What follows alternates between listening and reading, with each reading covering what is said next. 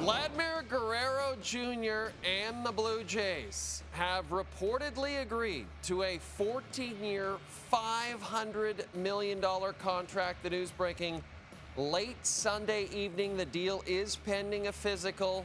Largest contract in club history. Guerrero spent his entire 7-year career with the Blue Jays, coming off that 30-home run, 103 RBI season last season.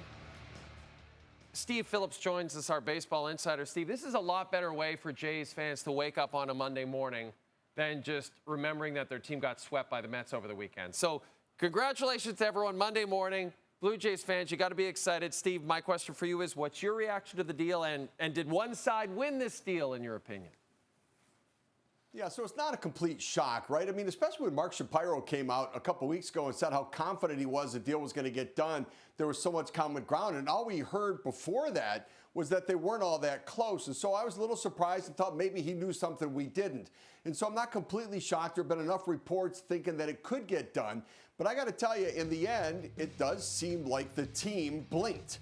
Right, Vladimir Guerrero Jr., they walked away on February 18th, the deadline he imposed, and it seemed like they were far apart. He made it clear he wanted $500 million in the time after that, and the team went to that number to get the deal done. And in reality, as a free agent, he probably would make more than the $500 million. My only thought is, if you go back to if they had negotiated this in November and made Guerrero a priority and not Juan Soto, and then had to negotiate afterwards with Guerrero, if they had done that before, maybe they could have gotten it done at $350, $370, even $400 million. But instead, it goes to $500 million. But they get their man, they lock him up, and the reality is, they may not be able to afford him, but they probably couldn't afford not to sign him either. And so they get their man, and I think Jays fans have to be ecstatic. And you mentioned that self-imposed February 18th deadline, Steve. Came and went without a deal. Vladdy says he wants to test free agency. Just based on your experience in Major League Baseball front offices, now looking back, was that just a negotiating tactic? Well, I think that deadlines are common, not uncommon in negotiations, right? They create a sense of urgency that there's a deadline that you have to try to get a deal done. Now, what he did say after that date passed was, look, we're far apart, but if they want to come to me with something that's a better offer, I'd be willing to listen. And they re-engaged. And I like that they did it early in the season, right? That it's not lingering into the season. And now the focus could be just on the baseball part of it. But I think that ultimately, both parties were grinding this one out. This was not an easy negotiation. And from the club perspective, they sort of chased the number because of where Soto went. But ultimately, they were able to get this deal done.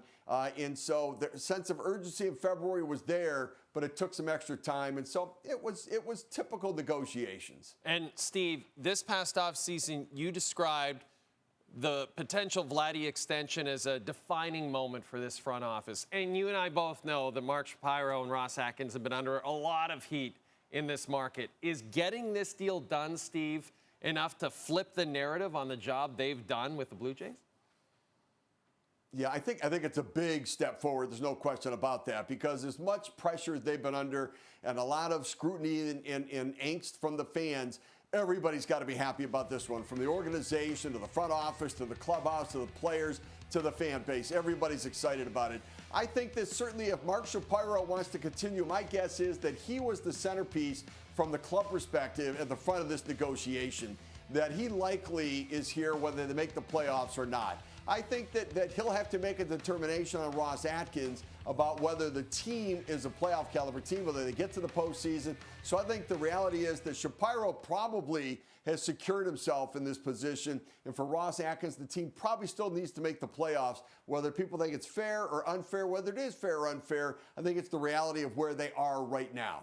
Steve Phillips, our baseball insider, thanks for joining us this morning. We appreciate it. Straight ahead.